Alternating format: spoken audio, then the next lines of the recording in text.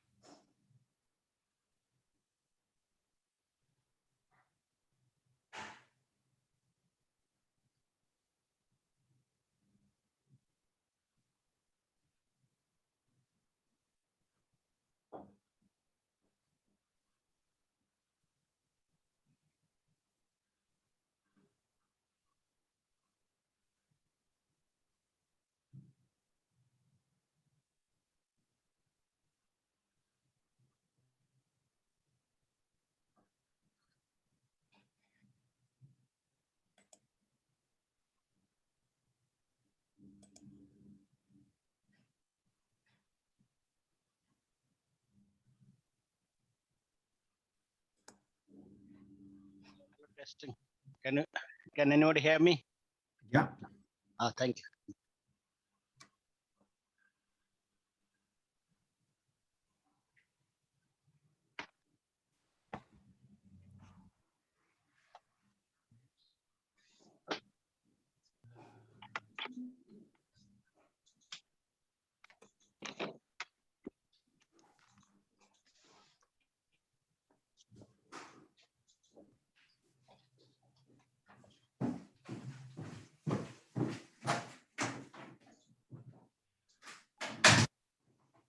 Oh, my God.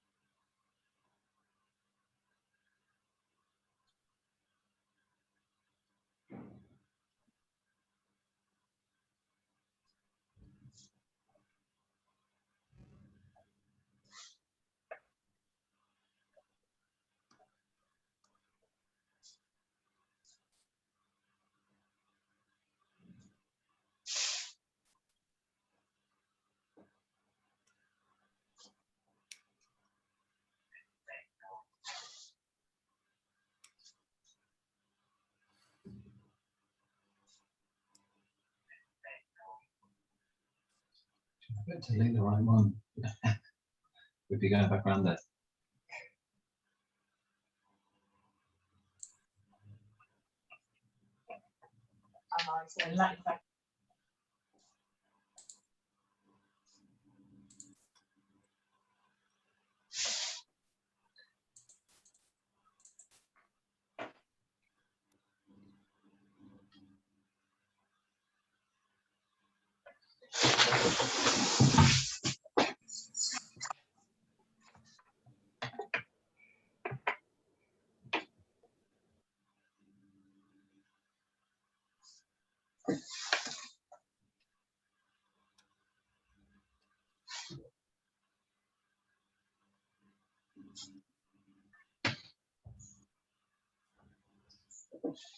What lunch was eating?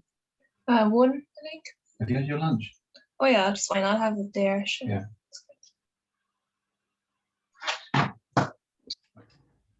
Let's send it.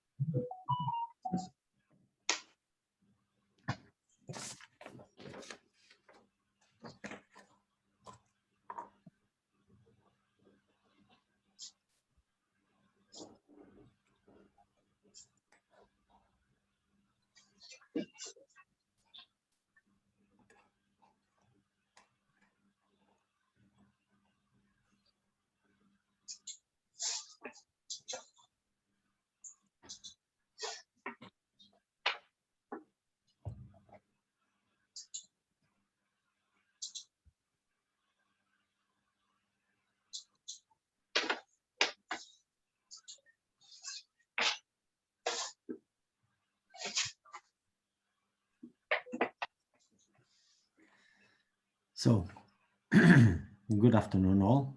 Can you all hear me properly and see my screen?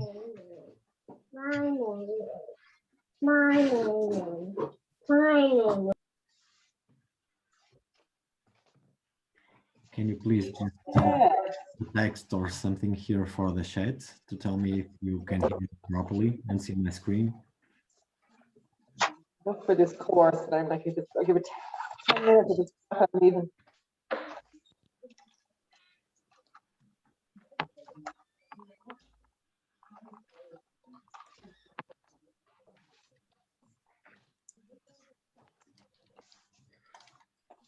Thank you. Okay, so this is the second part of the sitting and positioning presentation that we have done. So we had the first part last week. This will be the second part. And today we will talk about the hip belt angles, chain of events, trunk posture tendencies, 3 critical angles, and 3 points of contact. As I told you on the first presentation, this is a pretty massive presentation with a lot of things inside. So if you have any kind of question or doubt, just send a message for the chat that you can find there, and we will try to answer as soon as possible during or at the end of the presentation. So I will ask you, if possible, that you can just remove the microphones, or I can do it here also, and then at the end of the presentation I will just open the microphone so we can chat a little bit. Okay. Okay. So beginning on the hip belt angles.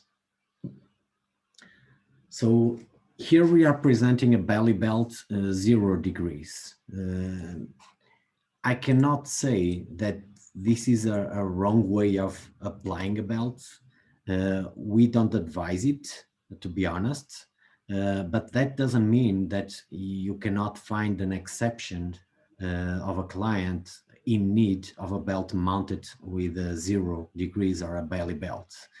The only case that personally I advise to mount a belt at 0 degrees, it's when we have a pretty forward tilt of the hip, when we have hyperextension, for example, with a hyperlordosis. If we still have a certain amount of flexibility that allows us to apply a belt on this type of degree. Okay, sorry.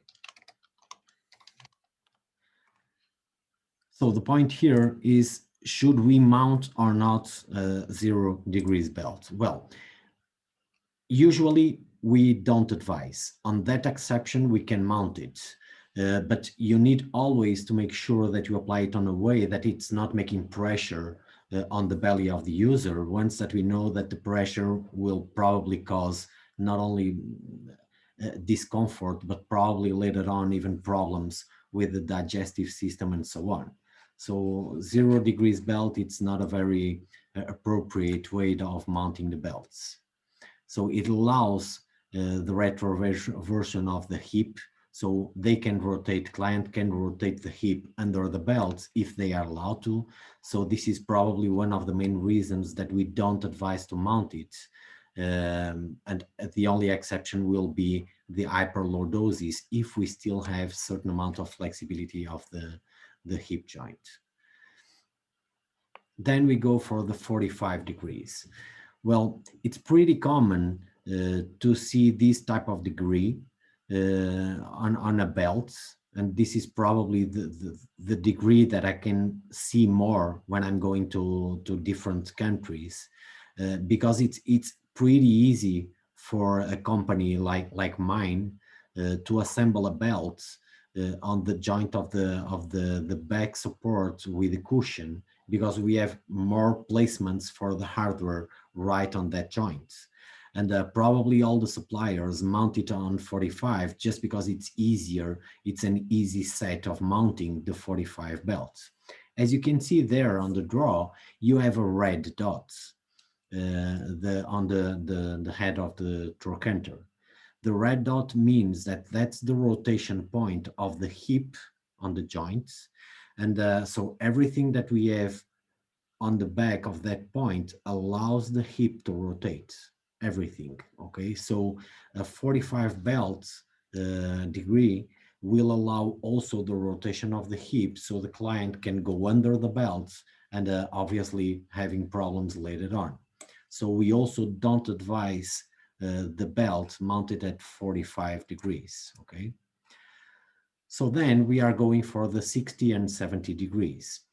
Once that this is in the front point of the rotation of the hip, the head of the femur, we can place the hip on the proper placements, just because we are avoiding the rotation of the hip. Obviously, every time that we are offering or talking about belts, we need to make sure that we have a proper cushion that allows to have a really nice weight distribution, or else with the belt itself, we are promoting much more charge and pressure to the cushion. So we need to make sure that the cushion is appropriate for the user. So 60 and 70 degrees, it's not very common to see it mounted like that, unfortunately. I hope that in time it's going to be much more common. I'm seeing a certain amount of clients that I'm visiting after a few trainings, and that they are at least now mounting all the belts like this. This allows pretty much a movement of the trunk, also prevents the rotation of the hip. So it's one of the best placements of the hip belts. And at this moment, we are still talking about the 2-point belts, okay? 90 degrees, it's very common to see 90 degrees belts mounted on active users, mostly if they are playing like basketball, for example. They use a lot of belts mounted 90 degrees. we are making pressure down for the cushion. We are avoiding the rotation of the pelvis also. But the only difficulty that we have here is that with the movement of the user itself, it's going to move also a lot the belts. So moving the belt, probably we are not providing as much stabilization of the pelvis as we wish. And that's one of the things that we recommend, mounted at 90 degrees, but we need to make sure that it will be placed on a place that doesn't allow that much movement with the belt. So then we go to the 4-point belts.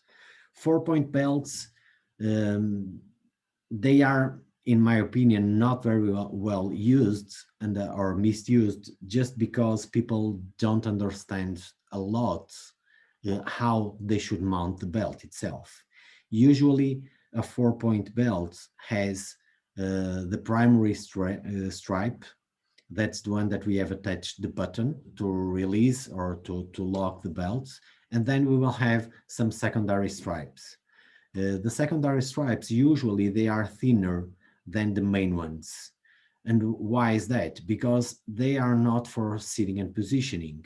Usually the secondary stripes, they are just to keep the belt itself on the place that it should be.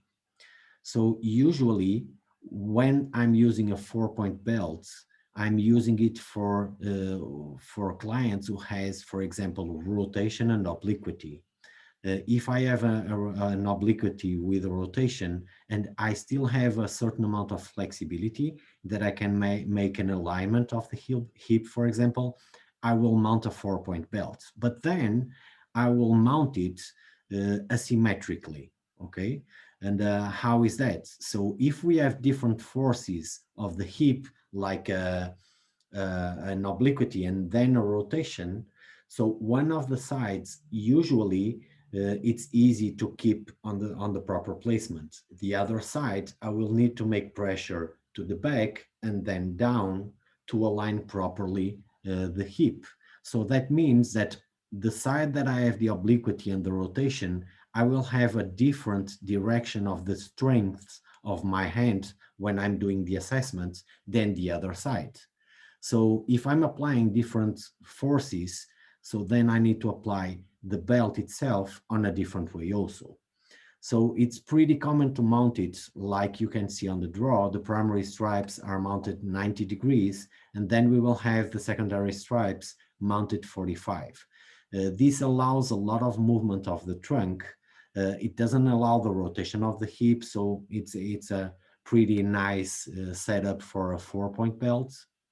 And we can also have a certain amount of release of weight if the user is so active that he can really go in the front of the belt, so he can release a lot of the weight between the cushion and the body itself, okay?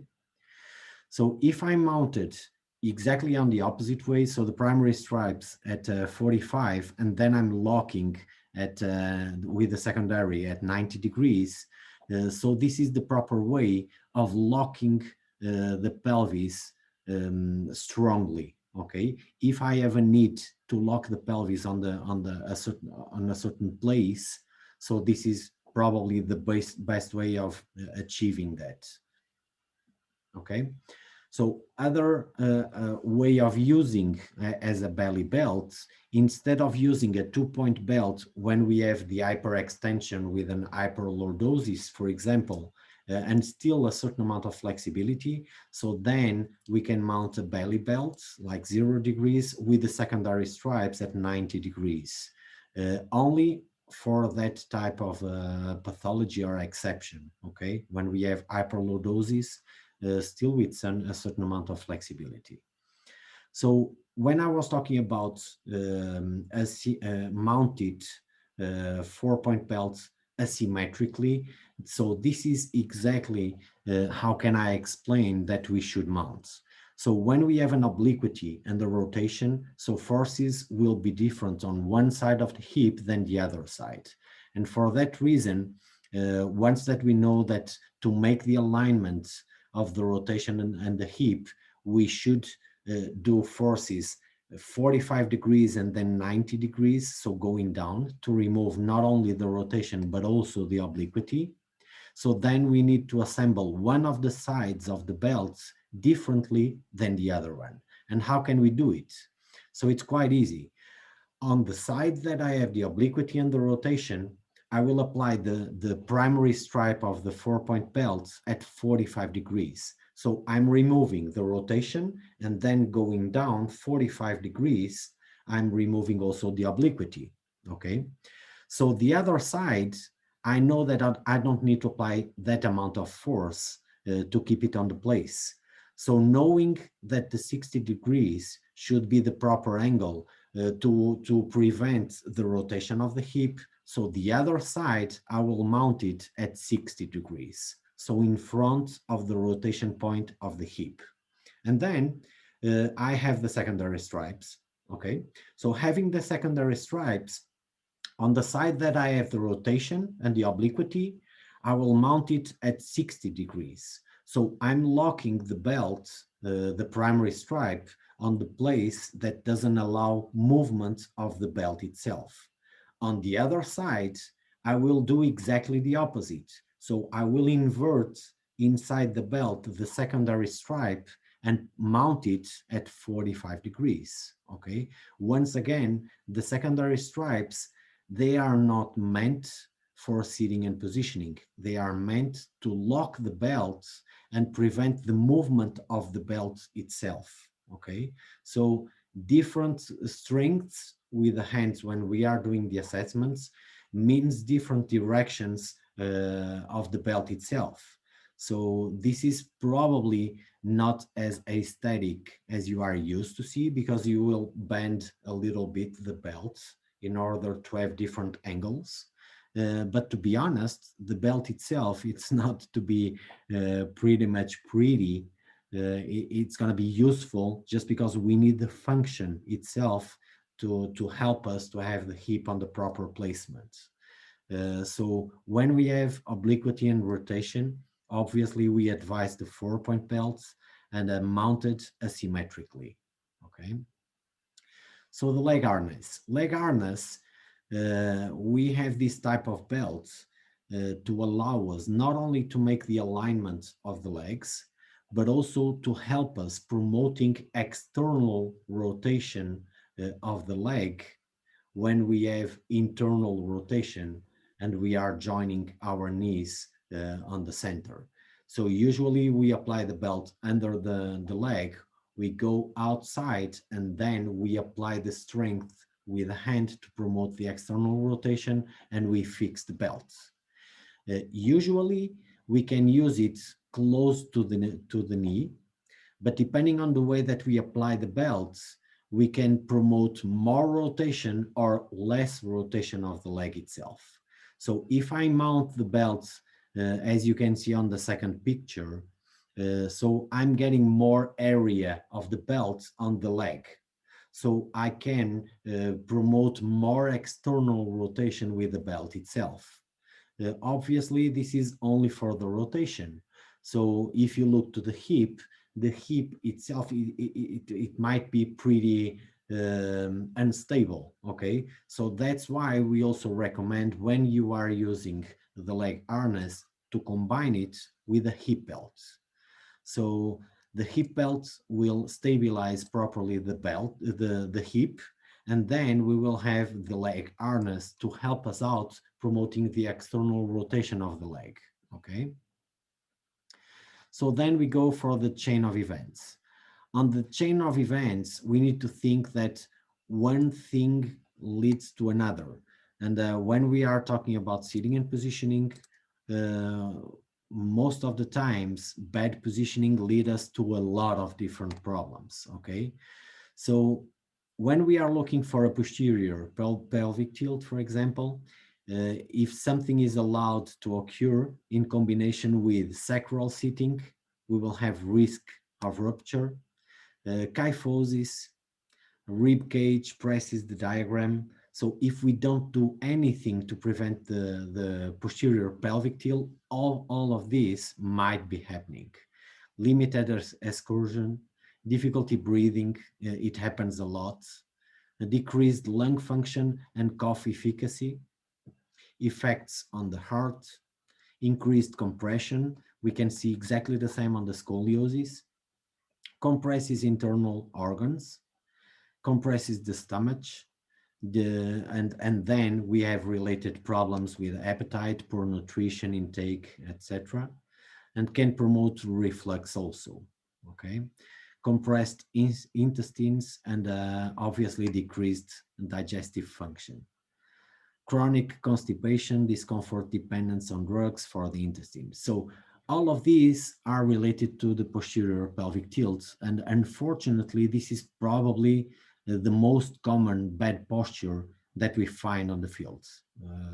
So if we don't do anything to prevent this, probably we will find, if not all, at least a few of these situations along the time. Okay, usually this also gives us a bad head positioning, and obviously later on we will have a lot of things related to this, like breathing, vision, speech, personal image, and comfort.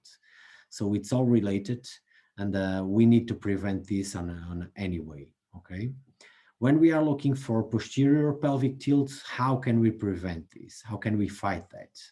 So seat depth too long. We need to make sure that the back support will be mounted on the proper distance to prevent that. Seat angle, very open or very closed.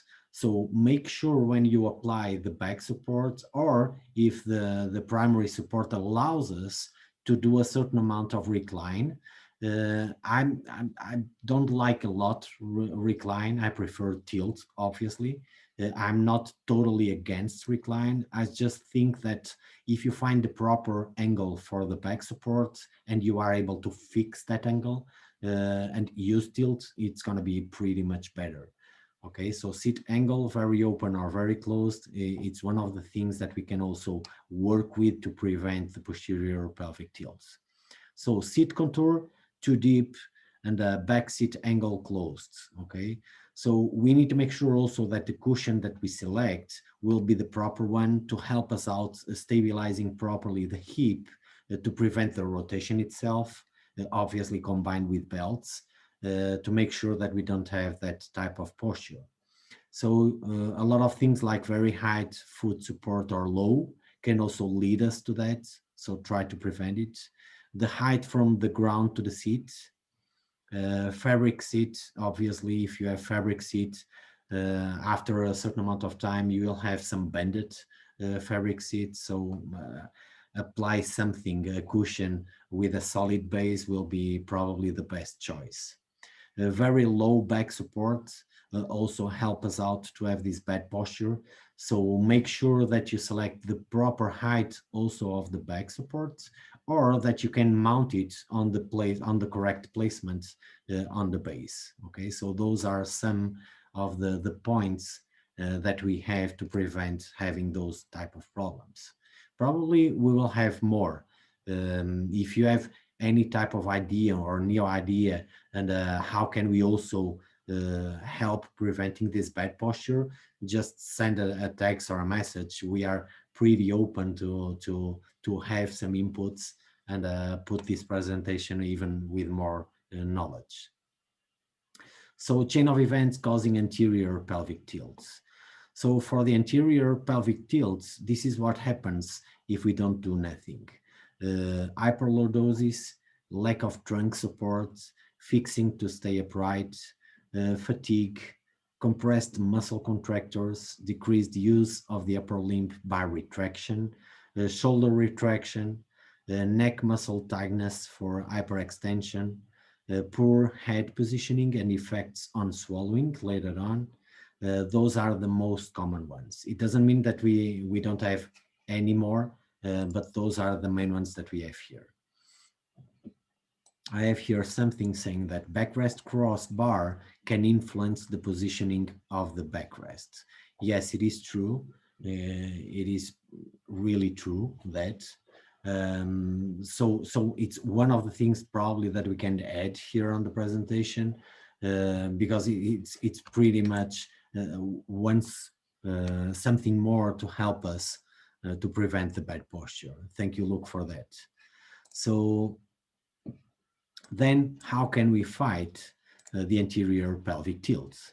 So vertical angle back supports. Once again, the angles are being one of the great things that help us out to avoid this type of bad postures.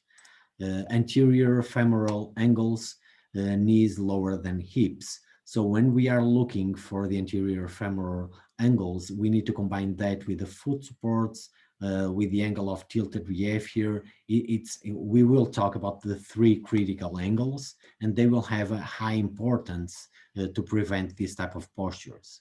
A very aggressive lumbar control. So make sure if you get a back support, for example, already from the factory with the lumbar support, make sure that it's not too much for the client, or if you can reduce it, or if you can remove it. Because if you get it and you cannot do anything, and that might lead for the anterior pelvic tilts. Supports fit too far for tight quads. So once again, angles of the foot supports will be pretty important for this. Abdominal belts. So the exception that we talked about the 0 degrees belts for this type of posture, if we still have a certain amount of flexibility, probably will help us out to prevent to be even worse. Okay, those are some of the things that we can do to prevent it. So pelvic obliquity. So pelvic obliquity leads the client for scoliosis. Might be postural, might be fixed during a certain amount of time, but this is pretty much always caused by the pelvic obliquity. Lateral trunk flexion, internal organ compression. So you will have problems later on for sure, and even weight loads. So prevention of the ITs will be really necessary. Poor head control. Those are the main ones for the pelvic obliquity. And how can we fight it? Pretty easy. Thinking about check scoliosis and accommodate fixed deformities. It might be with regular back supports that allows you to do molds, or you can do it with molding systems. Obviously, using laterals will help a lot on the proper alignment or the prevention to be worse in the future. So lateral supports are pretty common to be used when we have pelvic obliquity because we already have a certain amount of scoliosis. So offer 3 points of contact. So the 3 points of contact, in this case, we need to think that the first one will be the belts, but not only the belts. So now we are talking much more about using the back support also to help with the belt, with the heel belts, to keep the hip on the proper positioning. So nowadays, when we are thinking about 3 points of contact on the scoliosis, the first point should be not only the belt, but the belt and the back support also. And then the second point and the third one being the laterals, okay? So sit width, make sure that you choose the proper size of the primary support for the clients. Even if you are thinking about the future, well, he might grow, he might increase weight and so on. Make sure that you have not that much width, just thinking about the future. So the proper width for the clients will be pretty much important to make sure that the hip will be on the proper placement and so on. So use a solid support base. Knowing that, that we can use sling seats and that they will bend, make sure that you use a cushion, but not only the cushion itself, you need also a solid base down there to prevent bending also the cushion and prevent having the pelvic obliquity. So positioning of hip guide. A lot of times we don't use hip guides, or because we don't have it on the assessment, or because we are not used to it, but hip guides, they are pretty helpful on the prevention of pelvic obliquity or pelvic rotation also. So unfortunately, we don't have it that much to use it when we are doing the assessments, or we don't remember, or we don't have it on the product itself, but they are pretty helpful when we are looking for the hip alignment, okay? The joystick placement. So I add the joystick placement because the most common placement of the joysticks are on the left or right side, and that's it. So when you ask for a power chair, usually you have the joystick mounted on the left side, on the right side. And unfortunately, just later on, we will find a problem just because of that. We should have as a standard, and I'm talking a little bit against us because we are also a company selling power bases, but we should have as a standard an option to apply the joystick, for example, on the midline. Okay, and I'm saying this because midline, it's probably the most comfortable way of using a joystick when we are riding. Okay, if we are driving a chair, for example, if we look for our own arms, for example, we don't have the arms like 90 degrees. When we sit ourselves on a base, for example, and if we just put our arms, they are not aligned 90 degrees. So usually we put our hands inside, so we have a certain amount of angle between the arms that makes us being on a comfortable position. So when we are asking the clients to drive with the joystick and we don't allow to use it on the middle position, we are asking them to put their arms at 90 degrees constantly. And obviously, if we are driving once in a while a chair, for us might be good, but for a user, 1 year till 10 years might be too much for them to drive that way. So probably we need to think or rethink once again about the placement of joysticks to prevent also this type of postural problems because of that, okay? I have here a question saying, would a deep contour cushion be the same as hip guides? It depends a lot, okay? It depends a lot. This is a good question, okay? But it depends a lot. I don't think so, and I will explain why. If I have, for example, some fixation of a leg angle, for example, the contour of the cushion will not be enough or to provide comfort or to make the alignment. Because if it is fixed, I need to make sure that they will keep at least that angle being prevented to not being worse, and so the client can be comfortable. So the deep contour cushion will not help us to solve the problem. If I have already a certain amount of flexibility, but I still have some open or closed angle, for example, most of the times an open angle, an adduction, so then I can use the hip guides not only to stabilize the pelvis itself, but also to help us guiding the legs, okay?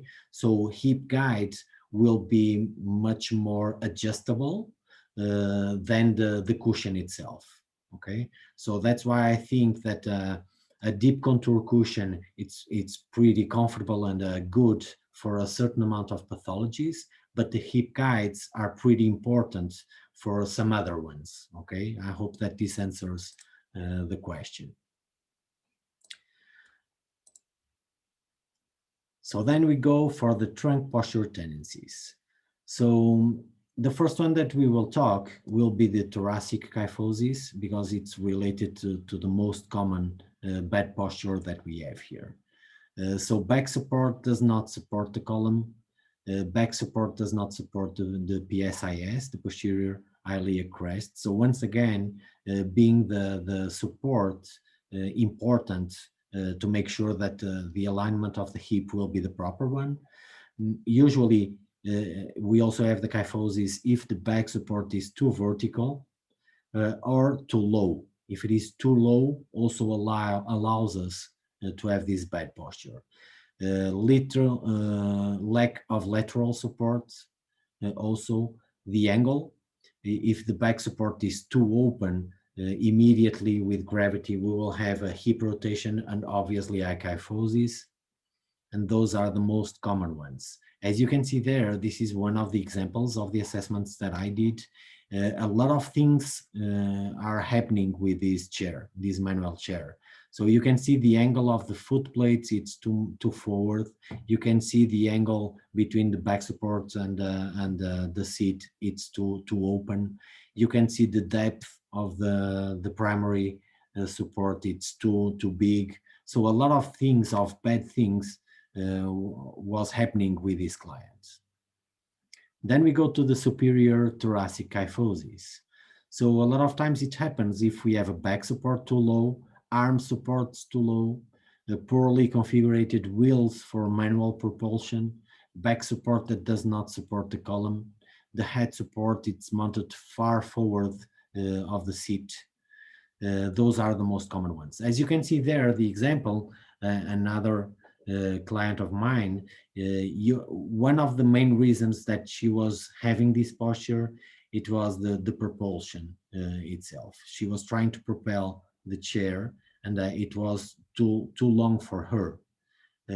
So she was pretty much on the back and then she was trying to propel too much forward and she started getting the superior thoracic kyphosis.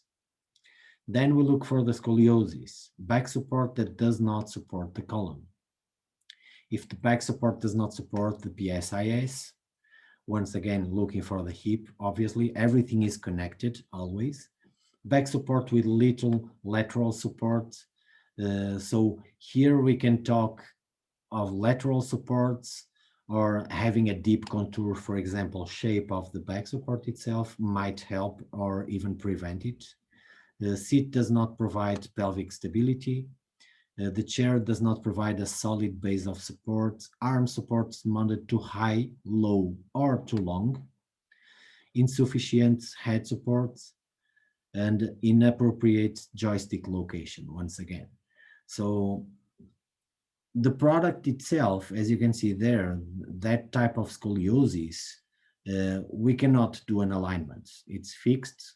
The only thing that we could do here, it was obviously surgery, if we needed to, but at least we should use something to prevent to be worse, obviously. So using here laterals and the proper hip supports will at least allows us to prevent to be worse in the future, making sure that we can grow also with the child, okay, if we are talking about children. So hyperlordosis. So anterior femoral angle. So usually the knees are lower than hips. So the placement of the foot supports will be really important to prevent this hyperlordosis. Back support too vertical. The angles, once again, being really important for prevention. Excessive lumbar support, as we talked previously. Back support too low.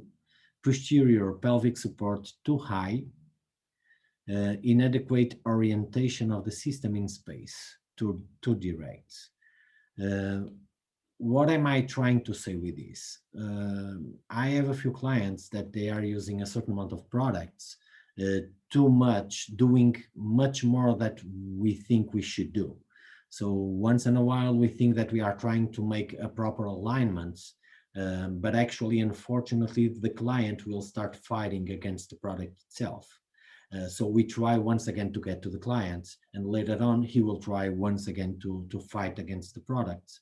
And it's pretty common on hyperlordosis to see that when we try to get the product to the client will start trying to run out of the product itself. because they are not used to, because they don't like it, because they have hypersensibility, for example. And it happens a lot of times that we try to go with the product to the clients, but actually that's being even worse for that type of pathologies, okay? So then we go for recline against tilt. And this is why I told you previously that I'm not too much comfortable talking about recline. We have it on the power chairs. Nowadays, we are talking about shear reduction. So we have a lot of new products preventing shear, and that's good. But it's still missing something, in my opinion. And that's why when we are talking about seating and positioning, knowing that we will have shear forces and so on, we prefer much more to work with tilt instead of recline. So, but we need to talk about it. So recline, it's a very common way of preventing the user from falling down of the chair itself. So we'll stabilize the trunk. When we are doing recline, we are stabilizing the trunk. But at the same time, we see that user sleeps on the base. So having the angle too much open will help the client to rotating the hip and obviously start sliding from the primary supports. The strengths can cause damage to the skin and then developed pressure ulcers very quickly. One way of reduce those sliding forces in the pelvis and reduce the tendency of the pelvis to slide slowly is pressing the trunk on the back supports. But only works if we keep that pressure. So if we wanted to prevent the user to sliding, we are talking about belts. We will need a hip belt and probably also a chest. But we need to make sure that we are making enough pressure on the trunk to prevent the rotation. So what we are missing here, it's also about comfort. We need to apply a strength and a pressure, but we need to think also about comfort. So that's why I don't like that much to recline.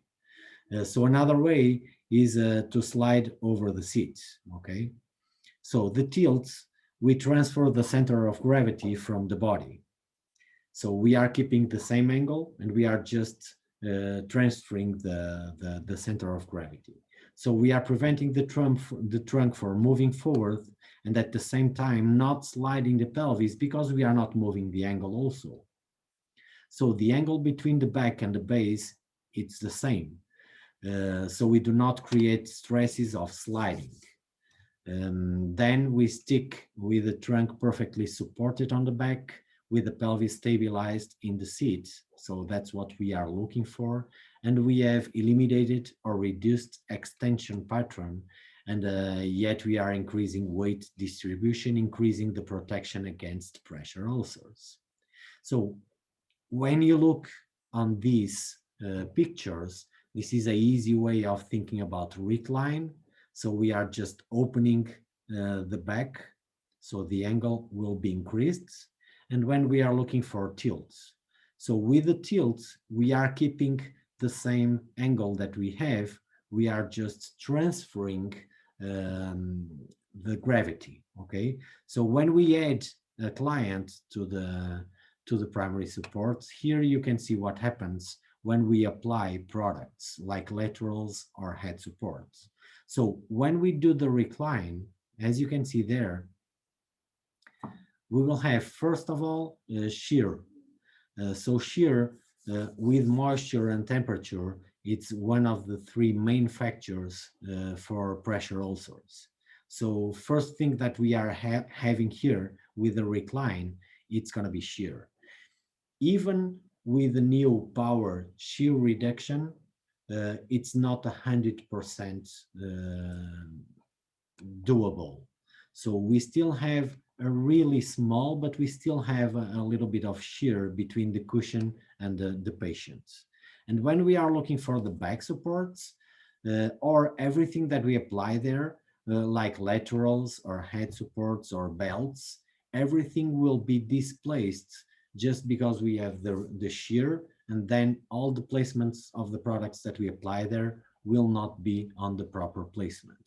When we are talking about tilts, So we are just transferring the weight, and here you can see that we can have exactly the same position of all the products that we mounted there. So visually, I hope that this helps you out to decide when we are talking about sitting and positioning that obviously tilt will be much better than the recline.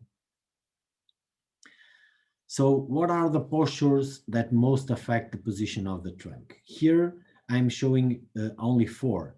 That doesn't mean that we don't have more, but once again, those are the main ones that we have here that I'm showing. The first one, it's going to be extension. The second one will be flexion. Then we have rotation, and then we have the scoliosis. Those are the main ones that affect the trunk posture. And what can we do to prevent that? So looking for extension, what are the type of posture supports and what do we need to look at when we are looking for this type of posture? So first of all, angles. So we need to look for the angles and try when we still have flexibility, obviously, and usually with extension, we still have a certain amount of flexibility.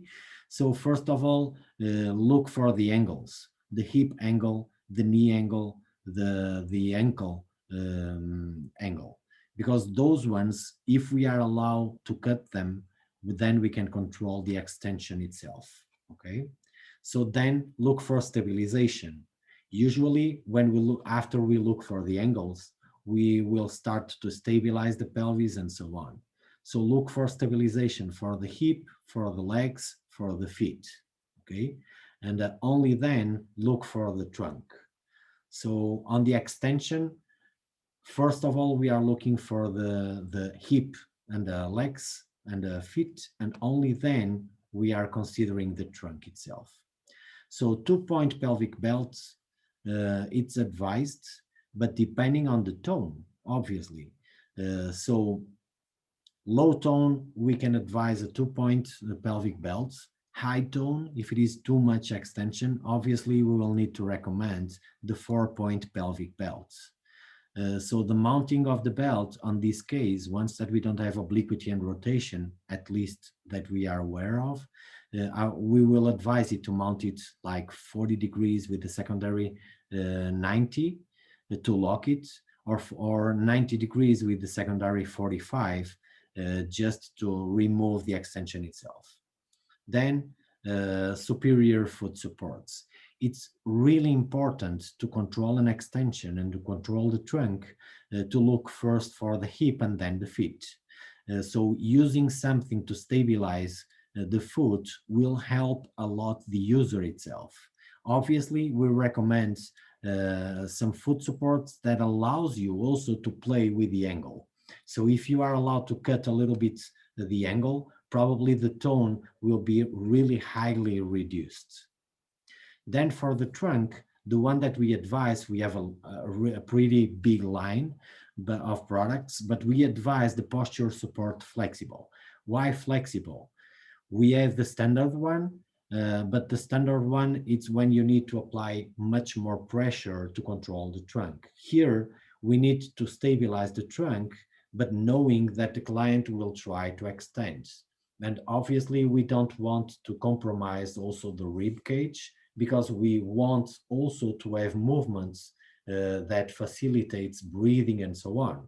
So knowing that probably sometimes something will trigger the extension, so we need to have something, make sure that have something that allows a certain amount of movement. And that's why in extension, we advise the posture support, the flexible one. So when we are looking for flexion, what are the things that we need to look at? So obviously the hip positioning, because it's the most common one, and usually it begins on the hip position. So then look for the trunk. On this case, most of the times we have flexion, so we have low tone. So it doesn't mean that we cannot have tone, but most of the times the most common ones are when we have low tone of the trunk, will lead also the client moving forward. So we obviously advise the 2-point pelvic belt for most of these cases. And then for the trunk, we will have a certain amount of products that we can use. Chest straps are recommended, when you are looking for something much more smaller, aesthetical, and less product to get the goal achieved. So if the chest strap, it's enough to keep the trunk upper, so we advise the chest straps. Also, the posture supports. We are recommending both, the standard one and the dynamic. So if you have already some fixed, not too much, but if it is in between flexible, so partially flexible or partially fixed, that you need to apply more strength on the trunk to keep it up. So we advise the standard one because you can apply more pressure. But if it's something more simple, you just can use the dynamic one because you are still allowing, once again, a certain amount of movement, but also you are not applying a lot of pressure on the rib cage, so it's pretty good for breathing also, okay? Rotation. So when we are looking for rotation, usually we already have an obliquity and obviously a rotation of the pelvis also. So that's why having also a rotation of the trunk will start on the hip most of the times. So look at the hip placement and then look for the trunk on a way that allows you to help removing the rotation, okay? So once that we know that the rotation it's most of the times associated for hip obliquity and rotation, we advise the 4-point pelvic belts mounted asymmetrically, okay? And then we will advise or the backpack style straps. As you can see on the draw on the right side, for example, we are using just one, but you can use one if it is enough, so less material, less products. If it is enough, you can just use one. When you are buying this, you are buying a pair always because we don't sell it separated. So you can use one, or obviously you can use two. You can also use the H harness because it's doing more or less the same as the backpack style. The only difference is that you can also apply a little bit of strength on the sternum. So it will allow you to stabilize a little bit harder the rotation of the trunk. You can also use the Y straps. So we draw the Y straps specifically for the trunk rotation. This is a pretty unique belt that we are selling with really nice results. As you can see on the picture, we are applying it on the downside, and then with the shoulder, we are applying pressure and helping also the shoulder to rotate outside. So it's pretty good for rotation, but we are also using this type of stripe a lot of times when we have some problems on the belly, for example, when we have some inside of belly box for medicine, for example, and we don't want to apply any type of pressure on the box, for example, or if we have a belly button, and then we are using two Y straps, one for each shoulder to help the trunk to be up with not applying strength on the belly itself, okay? Okay, so I have here something saying that accommodate a windswept or abduction or adduction will help with the pelvis rotation also. Yes, yes, definitely. So then we are looking for the scoliosis. So when we are looking for scoliosis, obviously, as we talked, let's look for the 3 contact points. The first one will be the hip, and we can play with the hip on 2 different ways, the belts and also the back support, as we talked previously, and then look for one side lateral and then look for the other side lateral. Okay, sorry, I missed the third one. So what about products? So here we are looking for a 4-point pelvic belt. Once we know already as the rotation that this is linked to a pelvic obliquity and rotation. So 4-point pelvic belt mounted asymmetrically. Laterals. So we will need laterals to prevent being even worse in the future. Don't forget that we don't do miracles. Okay, so we can help an alignment, but if we have a fixed scoliosis, we need to just accumulate. So promote comfort to the client and prevent being worse. But laterals will be pretty much the best choice to do it. So then for the trunk, we can use backpack style straps, H harness, or the Y straps, or the posture support standard or dynamic. So all of those can be recommended depending on tone, depending on your own goals of the assessment. You can select all these type of products for the user. And this is pretty much for the trunk posture tendencies. Then we go for the 3 critical angles.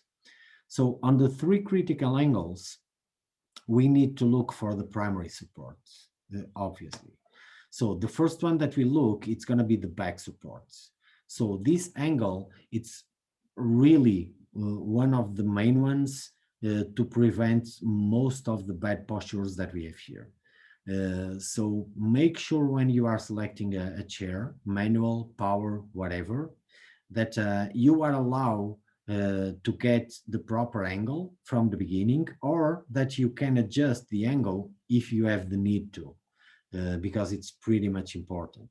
Seat, foot support, the knee. So the knee angle, we tend to forget it a little bit, but it's one of the most common angles that we have to make some adjustments. Most of the times we can adjust this with tilt, combined also with the foot plate angle. And then the foot support. So foot plate angle on the ankle most of the times doesn't allow to adjust angle. Make sure that for a certain amount of pathologies that you also have a product that allows you to do it, to play with the angle, because a certain amount of times you can avoid a lot of problems just with that. So if the chair is regulated beyond the range of movements, what happens is that it takes the patient out of the proper positioning, and that will start a chain of events as we talked previously. So if you do a Google search on a regular standard search for products, you will find a ton of standard products that already come with different angles. Okay, so to choose the proper one will be related to your knowledge about the products and your knowledge obviously about the pathology itself and with the patient. So the choose of the material when we are doing the searches will be important for you to make sure that that product will not be the best one just because it's the cheapest one, but because it allows you to get the proper positioning of the goals that you have for that user. So if the back support angle is very open, you will have a posterior rotated pelvis, as you can see on the picture. You will have then a kyphosis, you will have your hip forward, it will facilitate outward movements, okay? It can trigger extension pattern. If the back support angle is too closed, so the opposite, depends if the range is not available or if it is available. If it's not available, you might have hip flexion, posteriorly rotated pelvis, posterior pelvic tilt, and then kyphosis, head down, or capital extension. And if the range is available, so the pelvis can rotate forward, so the opposite, leading to hyperlordosis, unstable trunk, and easy fatigue. Okay. Seat angle and leg. So if the angle is very open, pull the arm string, create posterior tilt of the pelvis. So as you can see, it's exactly the same patient that we were showing previously. So if the angle is too closed, it pulled the quadriceps, create an anterior pelvic tilt, compensate for trunk hyperextension and instability. So for the support angle, if it is a plantar flexion, for example, can trigger an extender pattern and causing a supportive positive reaction creates tone problems. So this will lead for extension, okay? So dorsal flexion, you can stretch the Achilles tendon. It's pretty common also to see this type of clients, unfortunately. And we need to think that the influence of the lower extremities, it's more or less 32%. So depending on the height of the foot plates, we can increase pressure or on the itis, for example. I'm sorry, this is moving alone, or on the itis, like on the first row, or close, for example, of the popliteal area or in the middle of the leg. Okay, so depending on the placement of the foot plates, we can have a really lot of problems just because of that. So when we are looking for foot plates, make sure that you can have something that allows you to make a proper alignment of the legs, so you can have a proper weight distribution independently of the position of the feet, okay? So on this case, on this example, you can see that the right foot, we already have some deformity and that's fixed, and the left foot, it's gonna be flexible yet. So make sure that you apply a product that will just prevent to be worse on the one that you will have already a deformity, and the other one, make sure that you apply it on the proper place, so it will give you the proper weight distribution on the legs, on the bottom of the client also. And the last part will be the 3 points of contact. So 3 points of contact, it's a concept that we have for a long time, okay? So the concept of 3 points of contact in positioning, it's probably one of the first things that we learned when we start working on this industry.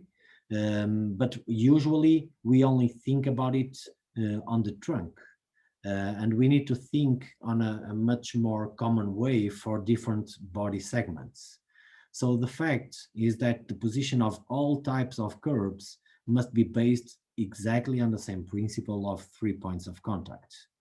If you take one example, the anterior curve, posterior cervical posture, and look sideways, you can see also the C of the curve. So this type of views allows us to have an idea of what are the 3 points of contact, and then applying product or pressures where we can do some alignments or prevention. So how many times have you seen this? So you can see the C curve, and then you will apply 3 points of contact. 1, 2, 3. How many times have you seen this? So instead of looking just for the trunk, looking also for the head. So we are using here as the first point of contact, the third point of contact on the first picture. That's going to be our start contact point. So how many times have you seen also this? So if we are looking laterally, we can also think that we can use the 3 points of contact to make an alignment of a head positioning, okay? So this is pretty much it for today's presentation. So we are here for 1 hour, more or less, and 5 minutes. I will try to open here your microphones. Okay, so if you want to ask something, if you have doubts, if you have questions, just please make them. Feel comfortable, don't be shy. Thank you, Adner. Adner, that was really good. Thank you, Luke.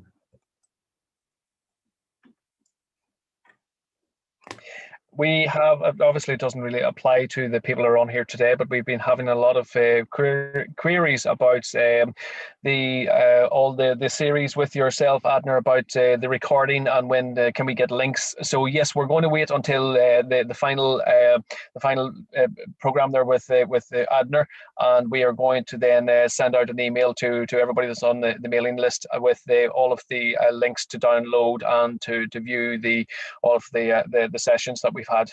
So if you want to pass that along to any of your colleagues, or if anybody's asking about if you want to watch over it again for any points that you'd like to just review, so that will be coming in the probably the end of the month. Yes. That's fine. So thank you all. One thing, Adner, just on the belts that I have, I've seen the way that you've mounting the 4-point belts, and I have done it in some occasions before. One bits of feedback that I was getting there, actually I went back to review a belt and it had been changed, and it was just a case of like, well, it's just one side was different to the other, and it's like, yeah, that's because one side of the pelvis was different to the other. So the setup of a 4-point belt can look a little bit strange whenever obviously one side is different to the other, but it definitely works. Yeah, it is indeed. Look, we started with the 4-point belt mounted asymmetrically. To be honest, we started in Portugal at least at 10 years ago, and nowadays all the things that you are doing in Portugal about 4-point belts are related obviously for obliquity and rotation, and they are all mounted asymmetrically, all of them, and it's impressive. It is impressive to see the results, because actually it's not only about the correction or the alignment itself, but it's also already the prevention that you are doing for the future. And it already happens a few times that you start decreasing the pressure, and later on you even have cases that you stop using a 4-point belt and you start using a 2-point belt because it doesn't justify anymore the use of 4 points, So obviously those are exceptions. I know that in the beginning, aesthetically, it's not very much good, but it works really fine. Another complication we would find would be with molded seating, especially with the MSI style of molds, that the 4-point belts coming through the shells and the covers, it just makes it very difficult for changing covers. That you always have to unthread one of the points on each side. So it's getting that back to the correct positioning. Maybe that's something, Adner, it just popped into my head. It's always something about when belts are coming on and off for changing of covers and for washing and so on. Would there be any way that Stealth could maybe have a little look at maybe sort of running like a little line of like a white stitching or something along the I know it's extra costs and so on there for strapping, but it would just be an indicator for somebody. A lot of time people will use tip backs, or I have seen people just putting in a little bit of a stitch to see or to indicate where the belt is. So just a thought. That's a good thought. We can think about it. To be honest, changes about Stealth belts takes a long, unfortunately. I have a request for 1 year already to change the color of the secondary stripes for red. So people can look at the 4-point belts and immediately recognize that those are secondary, so you can move them around for different placements, and we are still waiting. So but yes, it's a good question. It's also a good idea that as well, Adner. Yeah, that's awesome. So I have here a question asking, can we have some idea of preventing neck flexion? In particular, headrest design, can you suggest? So let's talk a little bit about the neck flexion. So it's really common to have it, knowing that the flexion that we have, it's related for gravity. So once again, everything is connected. Probably one of the worst positionings, it's going to be the head when we have flexion and capital extension. When we have the flexion, and then we will have the extension of the neck. What we always suggest, in combination with obviously a proper seating and positioning products, when we get to the head and we have flexion, the most common thing to advise is tilts. Definitely, please use tilts. because gravity, it's a factor that affects us all days, all hours, all time, whatever, when, yeah, wherever you are. So we can use gravity to increase the problems. We can use gravity to help us preventing the problems. So if we are talking about a product itself, for flexion, we need to think about or the forehead or the chin. Obviously, I don't like a lot to use the chin because you are making a lot of pressure on the jaw itself. And later on, that can lead you also for another type of problems like swallowing, opening and closing the mouth and so on. So if you are thinking about something on the forehead, for example, you can use a lateral that you can apply here strength and help you out keeping on the proper positioning. But for how long? And is the flexion flexible, for example?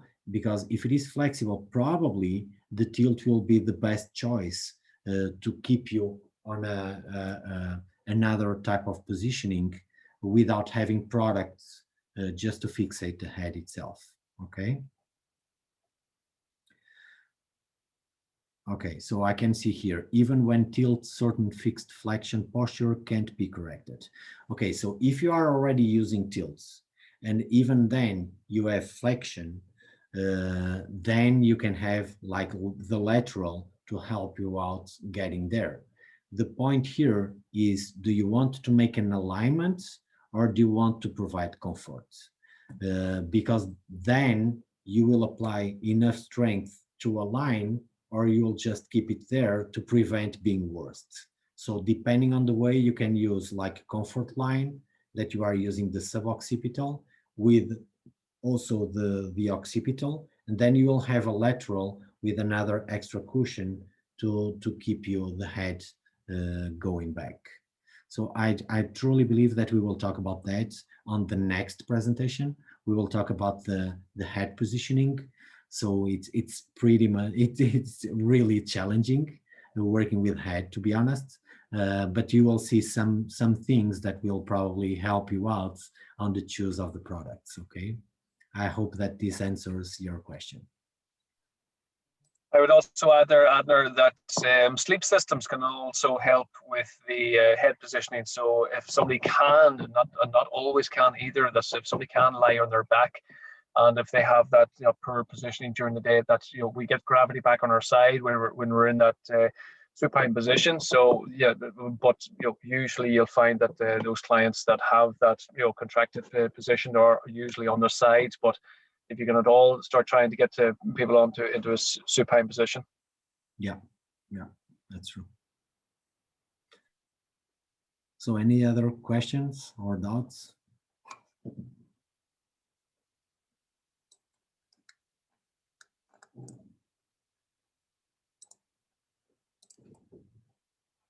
Okay, so thank you so much once again.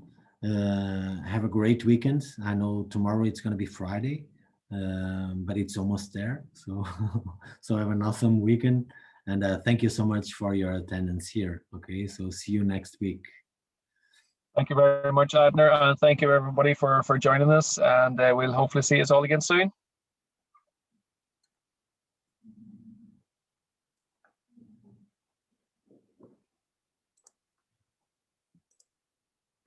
Bye, Adner. Bye, Luke. Thank you so much. Talk soon. All the best. Bye-bye.